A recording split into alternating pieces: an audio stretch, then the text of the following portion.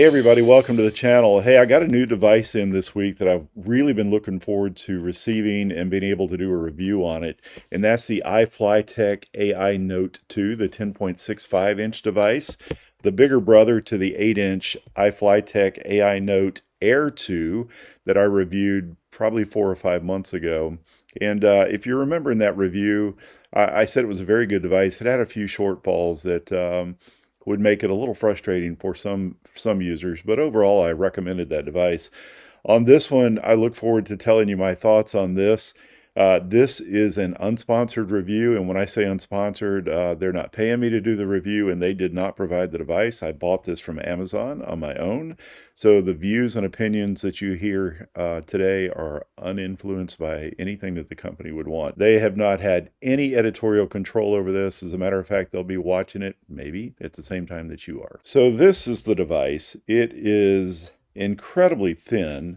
As a matter of fact, it holds the Guinness Book of World Records for the thinnest tablet device out there. It's 4.2 millimeters thin, which is about 5/32 of an inch, is what that would convert to in imperial metrics.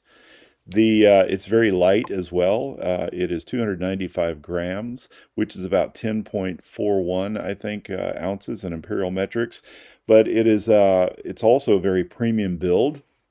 It is, I think it's got a Carta 1300 Mobius screen on there. I'm not really sure. I've tried to research the specifications on this and find out. iFlyTek just says that it's got a flexible 300 ppi screen on it.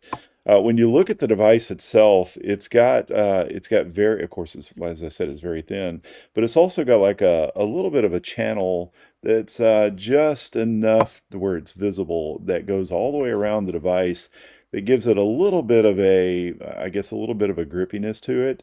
And also, as you look around the device, there's really nothing on the right side. You flip it over, there's nothing on the left side. On the bottom, you have a USB-C port that I don't know how they fit this in there because the device is just barely big enough to fit the USB-C port and have some walls on it, but it does feel very sturdy. I'm not worried about that breaking. And then when you look at the back, besides my fingerprints that you see on there, it does have pogo pins. I think that the intent of iFlyTek is to release a keyboard for this. And it does have the rubber stoppers for feet that when you put this on a desk, it is not going to move easily at all. So that's very good when you're writing on a desk.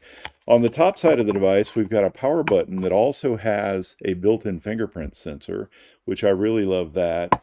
And then it's got a dedicated AI button on the top that I'll get into as well. So as you could see, I bought the bundle with the included cover. And also it comes with the pen as well. I'll talk about the cover just briefly. Hopefully I can get it in the light where you can see that it's got a texture to it that's a really nice texture. It gives it a grippiness to it. It also has the indentions on the inside where the feet would go, which gives it a little bit better, firmer seating in the case itself.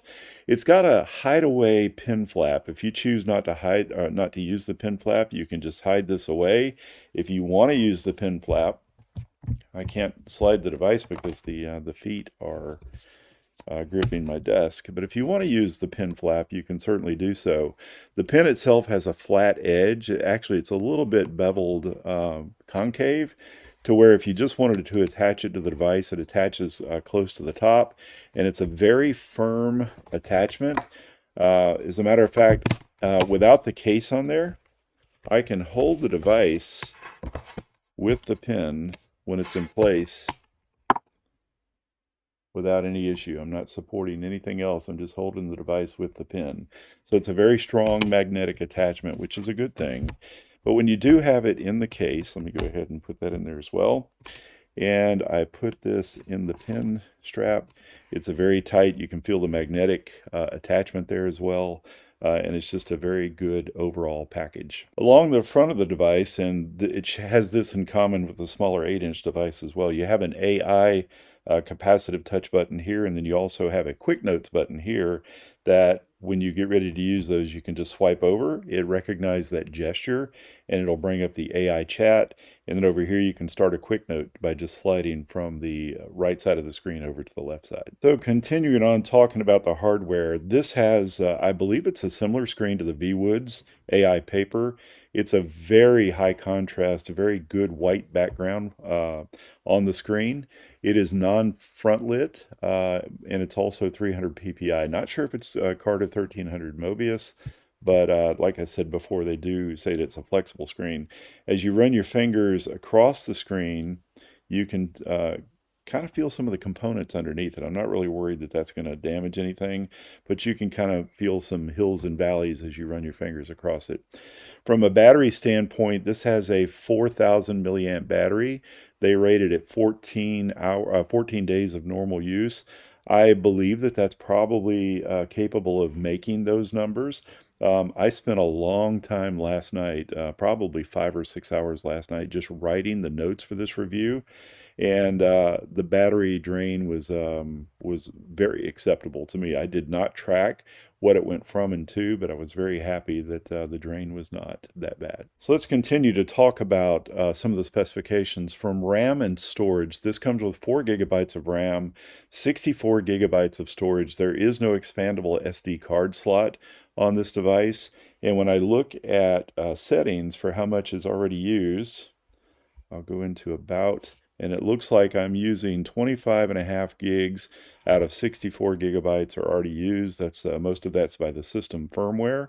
I've used just a small portion of that by loading some books and PDFs and also taking some notes on the device. This also comes with a quad-core or an octa-core processor. Sorry about that.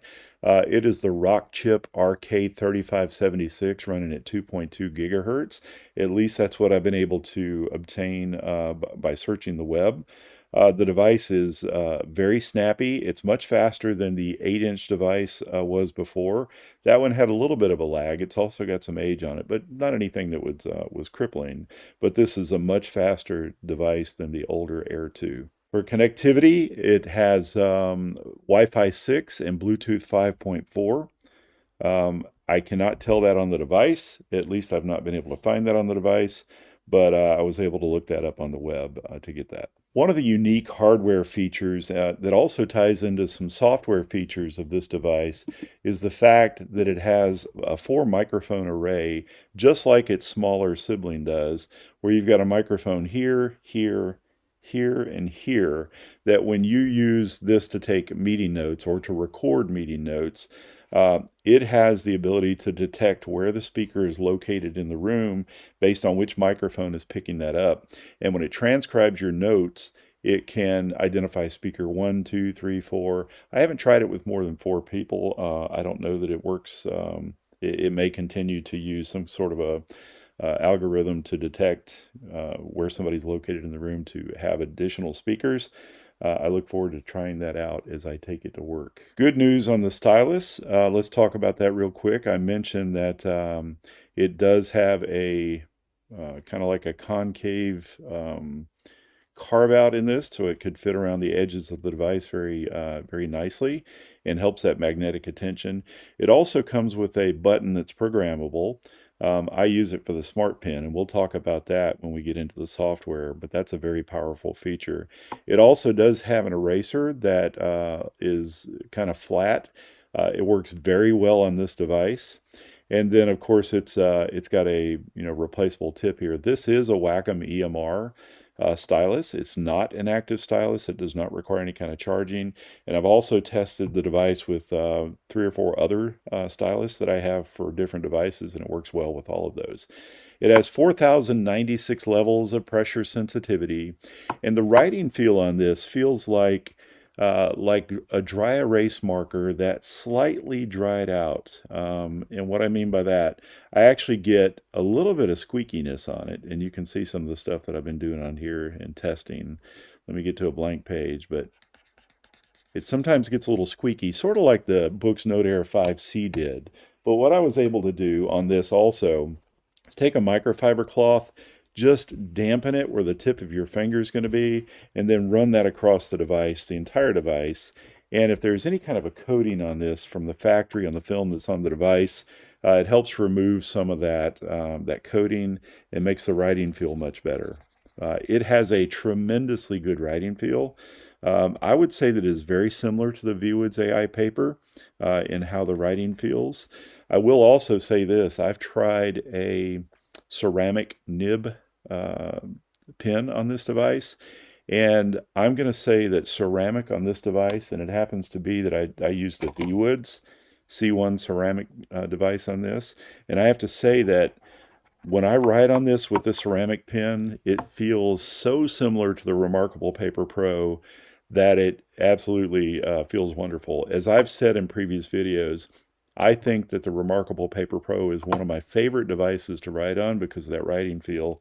And this is very similar to that, except for it has I guess a smaller tip on it, which makes it even feel like you've got greater control, but it gives you a very scratchy sound to it as well.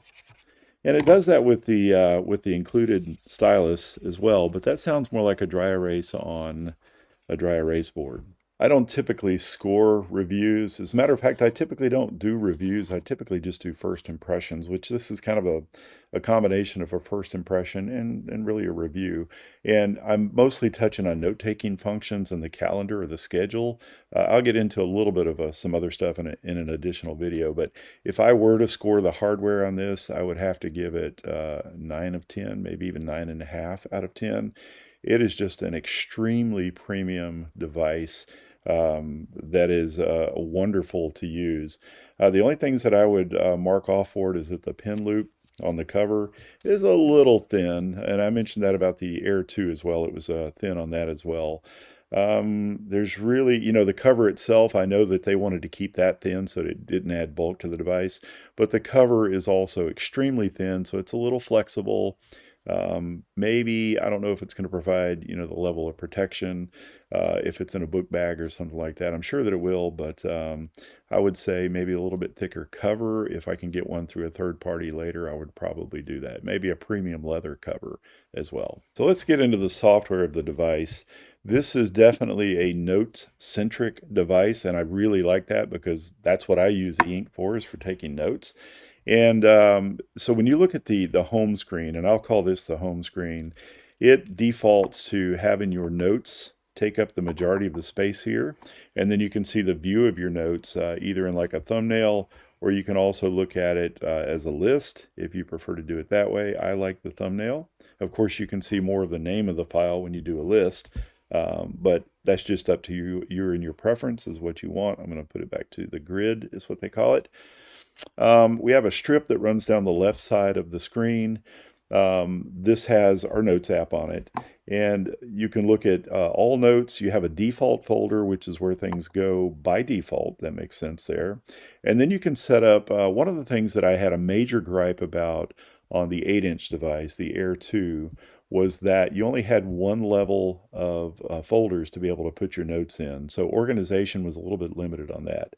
I'm happy to say that on this device, they have fixed that issue, and I can have a folder like work, and then I can have subfolders here, and I can continue to add subfolders as needed to further organize my notes on that. So hats off on that. That's a wonderful thing that they fixed. But really the whole side of the screen is dedicated to your notes organization. So I really love that. The other things that you'll see down here is that they have a schedule, which is their calendar function. And calendar also comes with a built-in task feature and focus stars where you can highlight stuff that you want to remember later that may not be an action item. And then, of course, you can sync this with Google Calendar. The to-do list can be used as a standalone app where you can just add stuff to the list as you see fit. Or you can go into your notes and create a task in your notes. You can, if your pen is set to where this button is, toggles over to your smart pen, which you can also find here. That's your smart pen. This is your regular pen. Smart pen has the functionality of being able to Lasso to mark attention, which is those focus stars. You can create a task, or you can create a title, which is an outline. But if I just were to create a circle, that now takes a strip of my note and it recognizes the text there, and it puts it into my calendar or my schedule as a task, and you'll see this up at the top. This is a task. So this can be associated to your note, and it can be done by clicking on this little link icon. I can create an associated note, or I can associate to an existing note, and I'll just say that I'm going to associate it with this one. Confirm. Now I can go to that note directly, and I can see that task. I have the ability to mark off these tasks by either clicking on this. It'll say it'll set to complete, and then when I go back to my task in the calendar, it is now gone. It's showing under my completed list here. This is a task, and it got that wrong. It did transcribe that incorrectly. But it's a very simple and straightforward way to create tasks from the notes on this device. And as I said on a previous review, I think that this is even more simple than what SuperNote does, where you have to lasso, two-finger lasso, and then select from the menu and then create a to-do. This is you just hold down your pen button, draw a circle next to your text, and it creates a task. Now there is a little bit of a caveat on that, in that you need some space above and below that. So it's going to recognize an area. Let's just say that it looks like this. It's going to recognize an area and any kind of pen strokes that are in there. Like if you have the letter G that's intruding on that space, that's going to confuse the recognition system. And if you had like an I with a dot, that's going to confuse the recognition system, and you're going to get a little bit of garbage on there. So my recommendation, if you're going to use this for a task, make sure that you've got space above and below what you're going to highlight as a task item on there. Also, when you're in your task, you can create deadlines, you can set reminders, you can associate to notes, you can create categories that run across the top here. So if you need different categories, you can do that. And then you can pin it to the top. And you can also send it to the trash can as well. So there's another app down the left side of the screen that's called Reading. And this is where you can bring in PDFs, EPUBs, but there's also an Office Center that you can import Office files such as Word, Excel, PowerPoint, and you can edit them in a pre-installed app on the device called WPS Office. When you're in a PDF, you have the ability, of course, to annotate with your pen on there. You can also change stuff like line spacing. I'll show you that. You can do image effects where you can change dark color, light color, sharpen, change it to 256 grayscale. You can also change your text to bold or enhance it. You've got PDF display that allows you to do some different zooming, remove watermarks. And then you've got the ability to show your progress in the PDF file, or you can also change your font size. If it was a EPUB, I'm not in an EPUB right now, but you can change your font size. Here is a PDF, so I can come into a PDF and change my contrast for the text. I can change my font size. It changes very rapidly. There's not much of a wait there at all. And then I can change my margins. Also not much of a wait at all. The device is very snappy. And then I can change my line spacing. I like the tighter line spacing there. And then, of course, I can also change the font. I'm going to change it from Gupter to this here. I'm going to change it back because I prefer what was in there originally.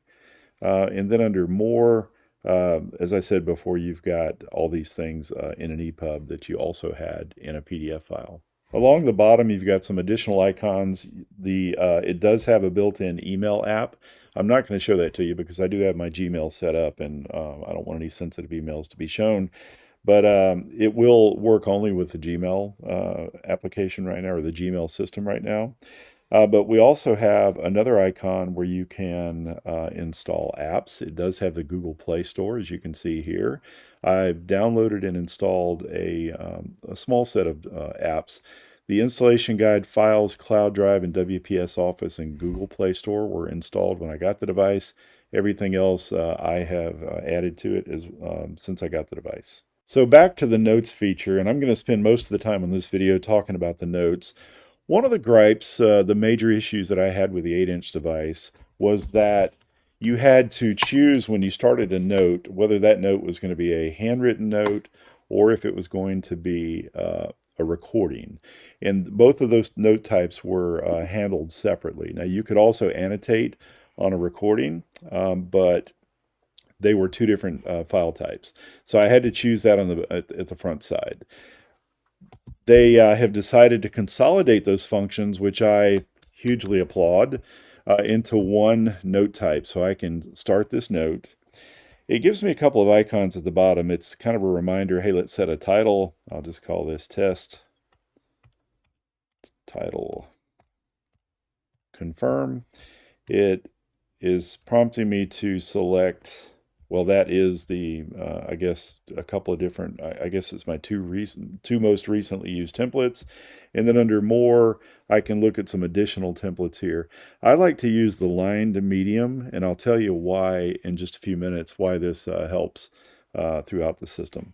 There are gestures that are available on the device. You can do a three finger swipe to the left to undo, swipe to the right to redo, and then you can double tap and it does a complete refresh on the device. I was seeing just a little bit of ghosting on there. I don't know if you saw it on the video or not, but that two-finger double tap is a complete refresh, which is so refreshing to not have to pull down a menu, to not, have to, find something at the bottom and hit a refresh button. The two-finger double tap is genius in my mind and very simple to be able to get a fresh looking screen. So this device has some very powerful but simple organizational tools that rival some of the bigger devices such as books or Supernote. I mentioned the to-do item, the way that you can select some text or put a circle next to the text using the Smart Pen, and it will just automatically recognize anything that's within a strip, horizontal strip left and right, and create that to-do item out of that. There is also something called Mark Attention, and you can do that by drawing a star. It's very similar to what Supernote does with the star system, or creating keywords if you want to, draw attention to something. For example, I will write something in the pen. I will just say Mark Attention. And then I'm going to go to the Smart Pen, or I could also access it via the button, draw a star. It's going to create a star, gives me a prompt, and it says handwritten content in this area will be automatically recognized and added to schedule focus star. Click on the star to set the content to sustained attention. What that means is it puts it on your calendar on the day that you create it. If you tell it to sustain attention, it's going to keep moving forward with your calendar so that you don't lose track of it. And then you can use an eraser to delete the stars. So I'm just going to say, got it. I'm going to come back to the calendar, or schedule, I guess is what they call it.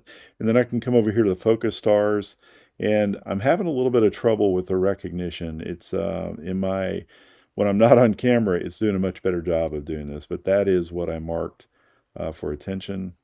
And then I can make that, when I click on it, I can go back to the note, or as I said before, I can click within the star, and now it's going to be a persistent focus star.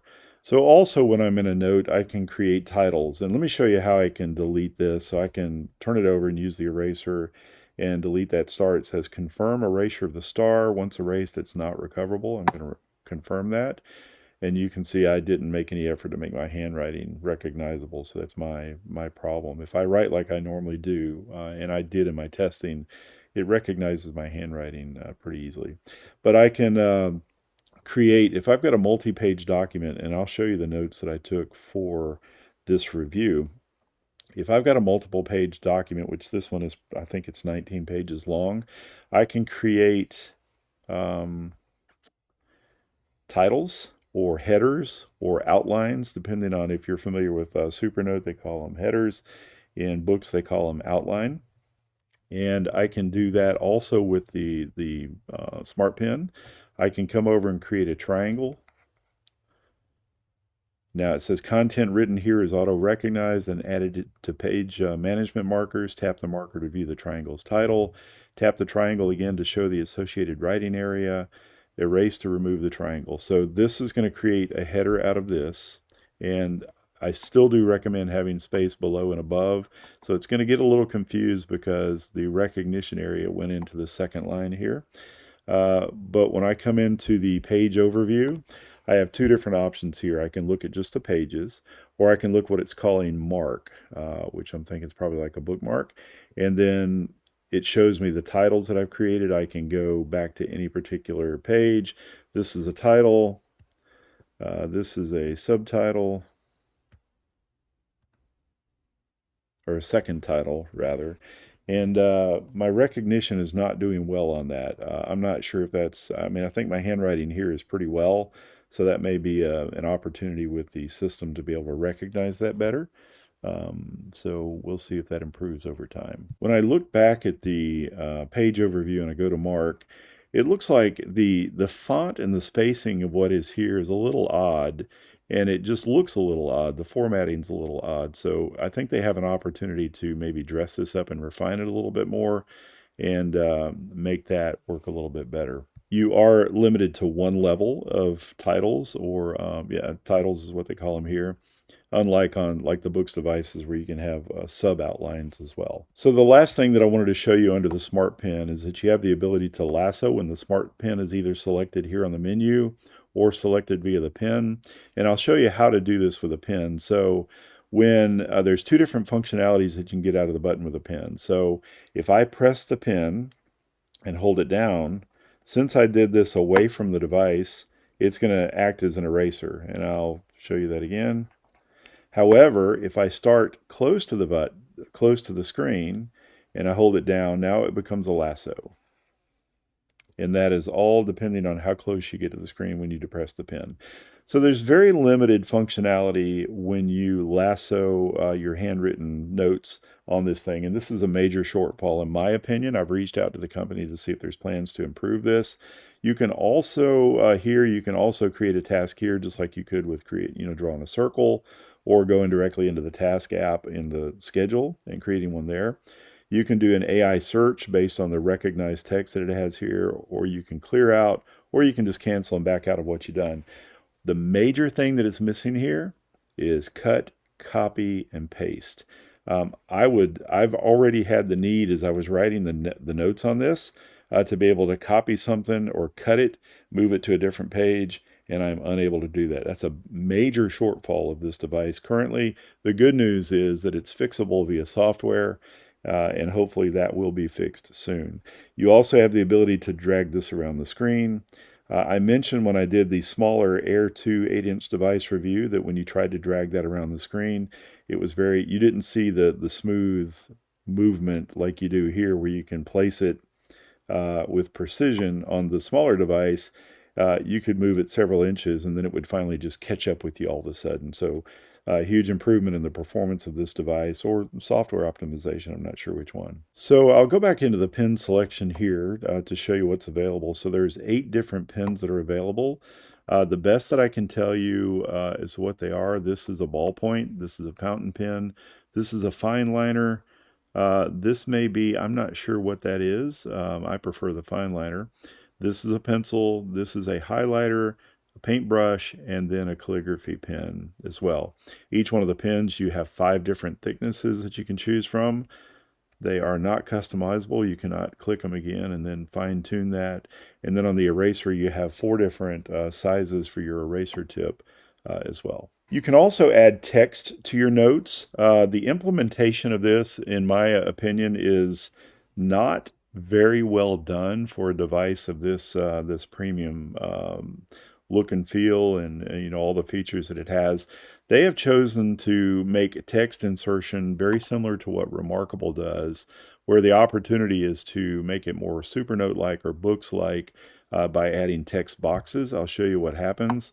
When you add text to a page, it defaults to the top of the page, and you've got this formatting icon here where you can make it text, header 1, 2, or 3. You can do bullets and numbers and alignments and checkboxes and bold and italics and indent, and you can bring up your AI, and I'll get into the mind map in just a minute, or you can even create dividers on there.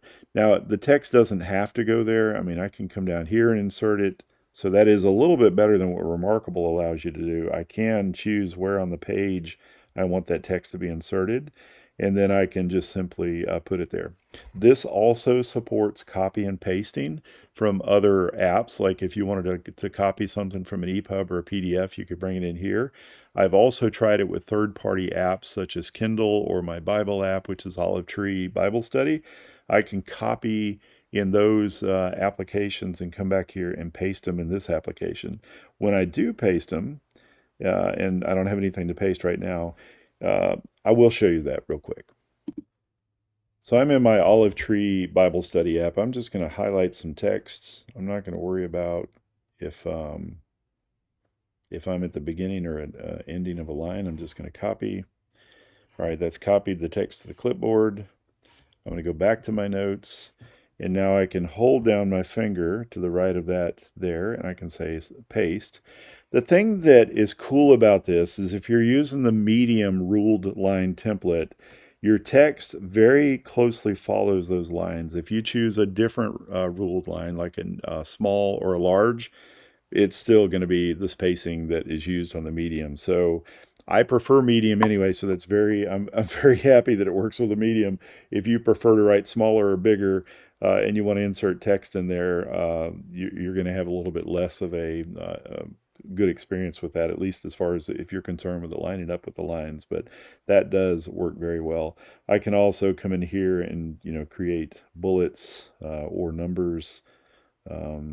If I wanted to make it a checkbox type item, I could do that as well. If I wanted to make it bold, I've got all of those formatting options available to me. Okay, so AI is where this device absolutely shines, and it's its strongest point and its selling point as well. So I've got a document here that is 19 pages. Looks like page 19 is blank, but let's just say it's 18 pages, and it's just chock full of notes on every single page. As I was writing out my notes for this, I just decided to write it as though I were speaking, although I'm not reading from the script, as you can tell, because of all the mistakes that I made. But I'm just going to go to page 1, and I want to show you how this the AI works. So I've got an AI icon in the menu bar up here. I can create meeting minutes, OCR and format, and then text creation. I used meeting minutes yesterday in a meeting that we had with multiple people. It did a really good job of summarizing the meetings. It used the microphones to be able to separate speakers. It just called them speaker 1, 2, 3, 4, so on and so forth. We only had 3 people that were speaking at the time, and it identified them separately very well. What I want to show you here is OCR and format. So this is extremely powerful. I'm going to go ahead and say OCR and format. It does have to go out. It does need an active internet connection to be able to do this. But you're going to see here shortly that it's going to go ahead and start giving me the transcription. Now, it is a little bit slow. You do have to wait on it, but the result is absolutely a fantastic recap of what you did. And it formats it well. It gives it headers. It bullets stuff out because I've got it bulleted with a little line here. And then it just gives you a beautiful representation of what you did. And I'll show you that once it finishes. So here you begin to see how this is organizing the notes that I had in there. That did take a little while, probably 2 minutes to recognize and begin to format this note. Like I said, it's 18 pages long, but you can see how it is creating headers and bold and indentations and bullet points. It even highlights some certain things that I had highlighted in here, and it really gives a very good summary. Now, the way that we can tell if this is going to do every single portion of what I had, or all 18 pages, is if we have a conclusion section in here. And hopefully you don't read my conclusion ahead of time, but if you like to skip ahead to the end of a video or skip ahead to the end of a book, certainly you can pause and see what my final conclusion is on this before I get to it. It's even got some stuff in here. It looks like it's stopping with issue for left-handed user. Let's see if it's got any kind of conclusion. It looks like it did not do, or at least it didn't make a conclusion on this. So maybe it didn't do all 18 pages. I'll have to accept that, or I'll have to look into that. I was reading the accept button there, but here I can accept this, and it's going to insert a page into my note at the very beginning of the note, and I'll show you what that looks like. So if I look at my notes, it hid all of the other handwritten pages. So it's got a little, eye icon with a bar through it. And that the only page that's visible now is just this one. But I'll show you that as I scroll through this, it is like an infinite note. It just scrolls on and on and on. And speaking of infinite notes, this device does have infinite scroll, not it's not infinite in all directions, it's infinite down, and I'll show you that in just a minute. But I'll look into this issue about how many pages can it transcribe. I don't know the answer to that right now. But any note that you have, you can make it into an infinite note. And I'll show you that here. I had the note up where I had mark attention. I'm just going to draw on the full page here. And then I'm just going to scroll, very similar to what Remarkable does. It just allows you to scroll and continue to scroll and continue to scroll. It says slide up to extend the page. I'm not aware of any limit. I can continue to scroll. Of course, now that does make it a little bit more difficult if you're going to export this, what that does to your export, because it doesn't break it up into pages. But if I were to look at this, I certainly can see that I've got, it's only going to show me a piece of the page. But the fact that it has infinite scroll and it's not in a separate note, for example, on the books devices, you can do a handwritten note, but if you want to do infinite scroll, you have to select that as the note type. But on the books device, you can infinite scroll down and to the right. This is infinite scroll down, sort of like what Remarkable does. So adding voice recordings to your notes is another outstanding feature, and I've touched on it a little bit, but I want to show it to you real quick. If you're in a meeting, you can touch the icon here. It begins recording immediately. You can see the counter that is rolling up, and you can see live transcription of what is being said here. And if you have this icon enabled, there's multiple people here, and I've got the check mark enabled. If there are multiple people in the room and you have that enabled, it's going to identify the speaker by where they are in the room. And that's a very handy feature to have. I'm going to flip the device around. And now I'm on the opposite side of the device. And let's make sure that we have that enabled. Let's see, don't prompt again next time. The multi-speaker mode is still being optimized, and the current version is only for beta version. Choose a relatively quiet place and keep the speed of speech steady. If the first few seconds and the recognition engine will be more effective in distinguishing speakers. So let's go ahead and do that. Now I am on the opposite side of the device, and you can see, I hope you can see this, now it's identifying me as speaker 1. Now if I flip the device over, now I'm probably going to show as a different speaker. It says identify the speaker, and hopefully it's going to say that I'm a different person. It is not doing this. It did yesterday in my meeting. I hate when things don't work when you try to demo it. But that did work yesterday. Maybe it's because I was speaking as I turned the device around. Let me try this. Now I'm on the left side of the device. Let's see if it changes anything there.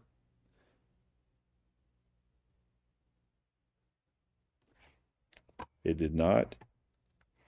Let me change my voice. How about if I talked in a much higher voice? Does it recognize a different speaker this way? This is embarrassing to do. But yeah, so it did identify me as speaker 2 in my much higher voice, which is very interesting. Sorry that I've had the device off camera. I was not looking at my screen, but that's very interesting. And now it's picked me back up. So maybe it's not just the speakers and where it's coming from. Maybe it's doing voice recognition and notices a different pattern in the speech. I guess the WAV file or whatever, and it identifies speakers that way. Let's test that. I'm not going to move it. I'll just talk a lot different this time. I'm going to speak in a lower voice with a southern accent. And apparently it still knows that that's me. Hello, world. How is it going? I feel like an idiot talking like this on YouTube. Now it has, it's identified me as speaker 3 now. Gosh, I hope you guys will forgive me for this and not turn off the video at this point. I feel like an idiot. But then you can hit stop, and I didn't show doing that, but the stop button was up here. And then I can insert this into the note. It's very quickly done. And go back to my pen. Not sure how to hide that, to be honest with you. Maybe I can drag it up. Maybe I can select something different here. There you go. I needed to select my microphone icon again. But then I can come and I can act on this by doing meeting minutes. It says engaged in deep thinking. GPT-5 is being used for this. I may pause if this takes a little, it brought it back pretty quickly. So you heard everything live that was being put on there, so I will just show you how this is how this is summarized the meeting. It puts it a date. It's the topic was live transcription and multi-speaker identification demo. We had speaker 1 was a presenter, speaker 2, same person as speaker 1 using an altered voice to be confirmed. Speaker 3, same person as speaker 1 using altered voice to be confirmed. So I tried to outsmart it. It may be a little bit smarter than I am, which is not hard to do. On the agenda, demonstration of live transcription, testing multi-speaker, observations and preliminary, key discussion points, live transcription, multi-speaker identification feature, demo and test concluded, physical repositioning, presenter flipped the device to opposite sides, outcome inconsistent, device often continued to identify as the same speaker, voice alteration test, higher pitch voice resulted in identification as speaker 2, so on and so forth. Issues encountered, preliminary conclusions, notes, presenter expressed frustration with inconsistent demo results. Same identification, speaker 2 and 3 may reflect altered voices of the same individual rather than different attendees to be confirmed. A little entertaining there, but very impressive. It may not be perfect, but I don't have any other devices that can come close to doing this. So this is one of the things that excited me about this device because I'm in a lot of meetings and I handwrite a lot of notes. And one of the things I failed to tell you was that you can also write when you're recording, you can also do handwriting below that, and your handwriting is tied to specific the time marker in your recording and your transcription here, so that when you touch on your handwriting, it will go to that point in the recording. So for me, as long as I can get permission in my meetings to record the meetings, which I would not want to do without getting that permission, this is a tremendously handy feature to have, and I look forward to testing it out. All right, one thing that is a little bit nagging to me, aggravating to me, is that I told you that when you create the OCR and formatting, it hides all your handwritten notes and it just shows you that one page. I don't like those hidden, and I haven't figured out a way yet to unhide all of them at once. I have to go in and touch every single page, and if it gets to the point where I have to scroll to unhide, it pops back up to page 1, and I have to keep scrolling until I get each one of those unhidden. That is extremely frustrating. All right, so I'm finished unhiding my notes. That took a minute, and by a minute, I mean 2 or 3, because it kept scrolling back up to the top. iFlyTek, please let me be a consultant for you guys. I'll do it for free. I just want this device, certain things to be fixed. So some other features that you would expect to see in an e-ink note-taking device, or I mentioned multiple templates. You can also do tags. I didn't mention them here, but you can see the folder that the item is in, and you can also add tags here. Tags work very similar to the Remarkable device. You also can export your files, although it's very limited in what you can export to. You can do web, PDF, TXT, or text document, or you can export your recording files. You can create a QR code, or you can share them via email. This device also does have a partner app, at least for iOS. I'm sure that it's also got it for Android as well. And the partner app does allow this device to sync the notes, and they're viewable in there as well. There are certain AI features that are also available in the app that I won't go over in this video, maybe in the next one that I do. But the partner app does work well. Maybe I'll just show it to you quickly. It is called AINote. Here's the review notes that I'm doing here. I think I made these an infinite page. There is a little bit of a delay when you swap pages before it'll show you the handwritten notes. But as you can see, it's a very good representation. I do have an AI button here. I can create meeting minutes, or layout standardization is what it's calling it. That is, it says, based on page content, combines contextual semantic analysis and font analysis to automatically correct errors and standardize formatting. If you do bring in your recordings, you can play those here as well. I can then use the features of my iPhone to share this to other devices. I can say page content. I'm not going to do audio transcription. But then after it generates, and this is a very, like I said, it's 18 pages. I think this is going to take a minute, but I can use the share features on my iPhone to be able to share this to other apps and file systems or whatever I want to there. I don't know if I can cancel out of that or not, but all of my notes are there. I will say something that a limitation right now is that the two devices do not fully sync with each other. And when I say the two devices, I mean the smaller one and the larger one. Um, the smaller device, as I said, it had separate handwritten notes and from the voice recording notes, where this one combined it. And I think that this is using a new file format to be able to do that. So, and I think that the software on this one has been optimized to be able to handle the files from this device. But as of yet, this device can't handle the files from this one. So I can see that both of these devices are syncing into my app, and it's designated by the type of icon that's on there. I don't know if you can see this or not, but I've got like a little copper colored or brown colored icon next to this. This was created on the older Air 2. All of the icons with the blue note with a pen in it were created on this one. Here's another one with a copper colored or brown colored icon that was created here. So these will sync up to the app, and they'll also sync to the large device, but I can't sync notes that I create here to the smaller device. So, I guess that's a limitation I want to see them fix. I want to see them, maybe release a software update for this one to make it compatible with this completely. It may be too much of a rewrite to be able to do that. But here's why it may not be a limitation for me. So I only use the smaller devices for field notes. When I'm out, walking around, I need to have something in my hand to take notes with, where this might be too big.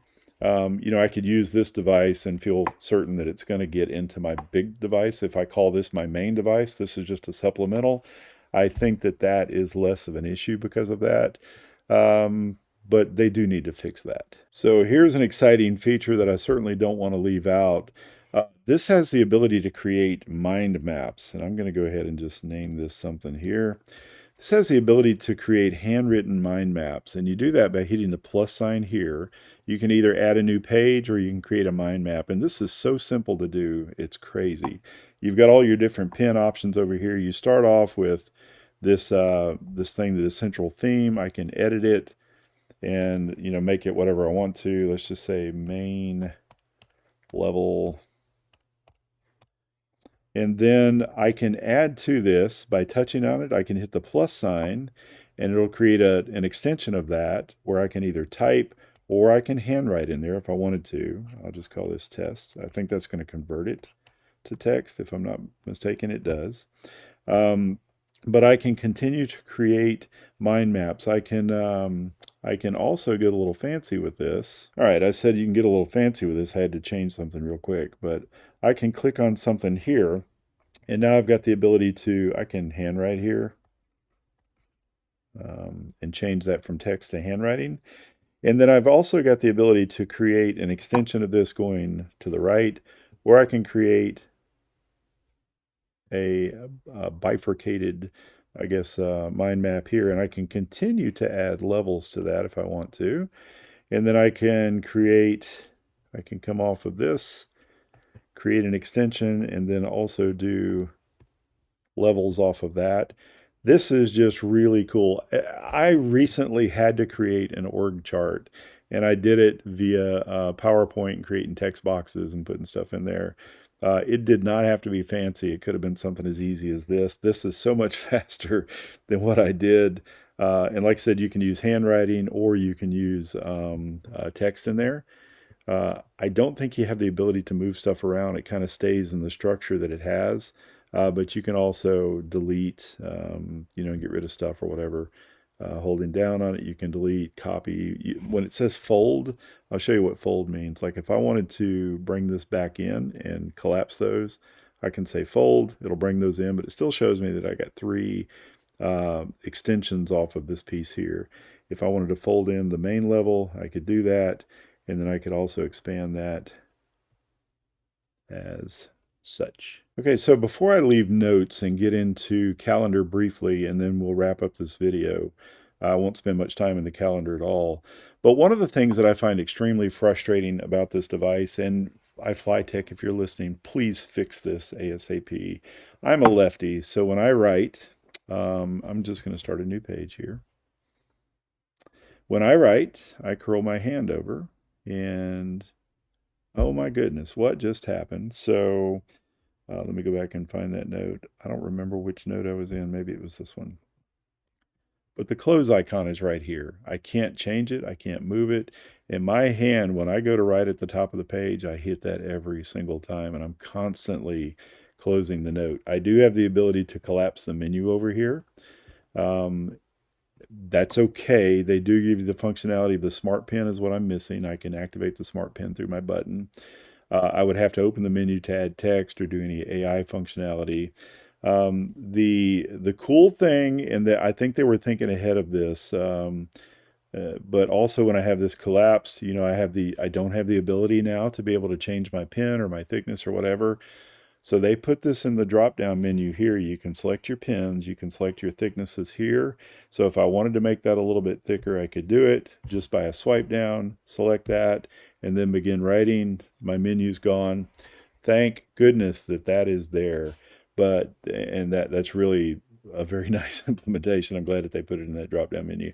But please make it where this toolbar can be moved to either side of the screen or to the bottom. If it was at the bottom, it would work perfectly for the way that I write, but give me that option. I know that for right-handed people, this may not be an issue, but it is an issue for me. So please, please, please release a software update to fix that. All right, we're going to take a really quick look at schedule is what they call it, where we have the calendar, task, and focus stars. You can look at day, week, or month views. One of the questions that I know that you're going to ask is, can you write on this? You can, but what this is going to try to do is convert that to text. Your handwriting will not live on the schedule page here. It wants to create a calendar entry, and it created the letter M there. It just made the best guess at what I was trying to do. So you cannot write on the day view. You cannot write on the week view. And you can see where I put, can I write there? It converted it to text. And you cannot write on the month view. However, you do have the ability to create a memo. And thank goodness that this memo has some kind of a template with it. I hate a calendar memo that's just a blank page because I don't want my text to be drifting up or down or not be aligned correctly. I'm into aesthetically pleasing notes. So I really like the fact that we have ruled line here. You can't change it. I think it's probably set on medium, or maybe this is even small, but whatever, it's a good spacing on it. I can create additional pages. I don't know that there's any limit to that at all, but I had on here what happens to this memo. This does not, anywhere that I found, I can't find where this is getting synced anywhere to the app. It's not getting backed up anywhere. So I would be very cautious in what you write here and know that it's only going to live on this device. I tested it with the other device. It's not being synced to the smaller device. So I think that it's going to live here only. I guess if you have non-critical notes where you wanted to track what happened each day, but you don't need to save that, you may want to use it for that. And then you got some basic functionality of moving between pages and deleting the page. Then you've got a daily report that's going to show you, it's based on today and tomorrow's schedule. If the schedule is associated with a note and the note has a meeting summary, the daily report contains the corresponding link, and you can jump to the meeting summary, and I can generate that now. And I'm not going to do it because I don't have a whole lot of stuff in the calendar at the moment. And I've already gone over task and focus stars.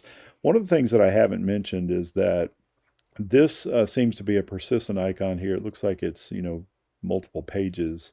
And when I click on this, this takes me to the task switcher where I can close task, where I can quickly jump to another task. I can also access that by swiping up from the middle bottom of the screen. And I can get to the home page by doing that. I don't remember if I've said this in the video or not, but there's two ways to get back to the home screen. I can swipe up and hit it here. Or in third-party apps, I'm going to go into maybe a third-party app like Kindle. And then a NavBall appears when you're in a third-party app. That NavBall, when you click it, it has 6 icons for functionality. I can go to the home screen.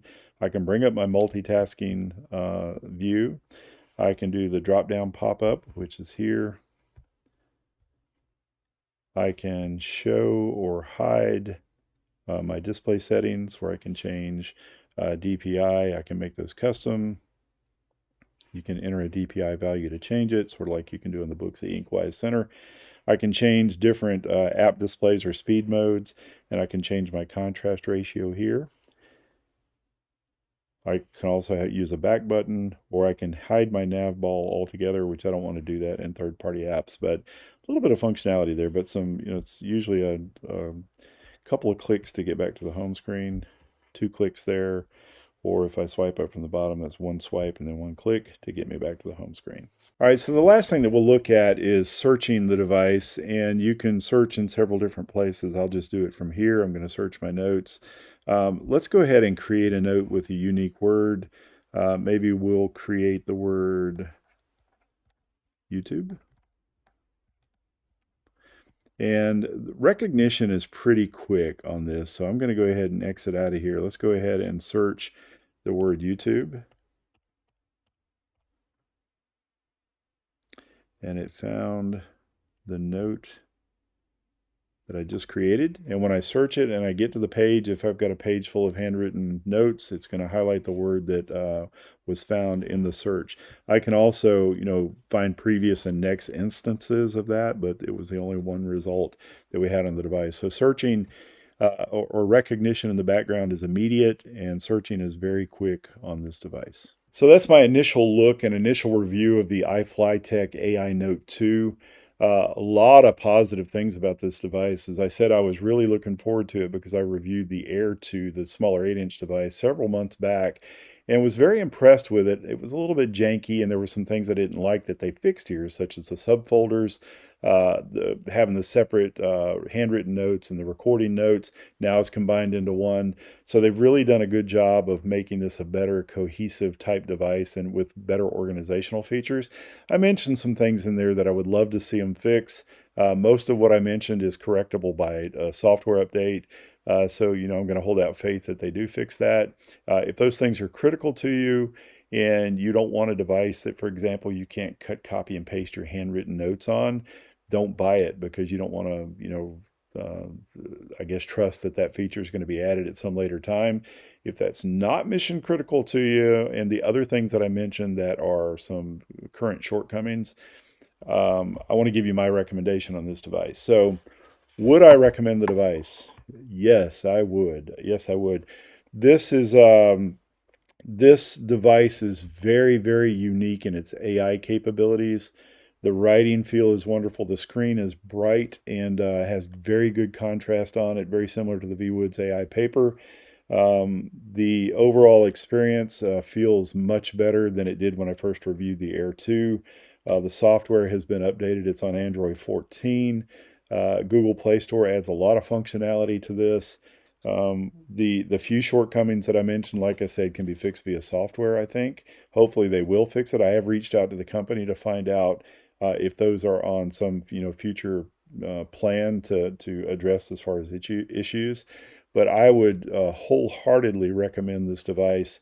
And I've said in previous videos, I have preference where I prefer devices with front lights. I prefer devices with color if possible. I'll take a black and white device if it's got a front light without an issue. But how bright this device is, how thin and light this is, with the cover on it, this thing is just incredibly thin, even with the cover on it.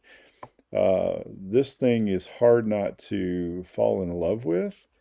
And I would say I would highly recommend this device. And I'm going to every day carry this for at least a couple of weeks, and give you some impressions later on. We'll also take a look more into reading PDFs, EPUBs, and those type things in a future video.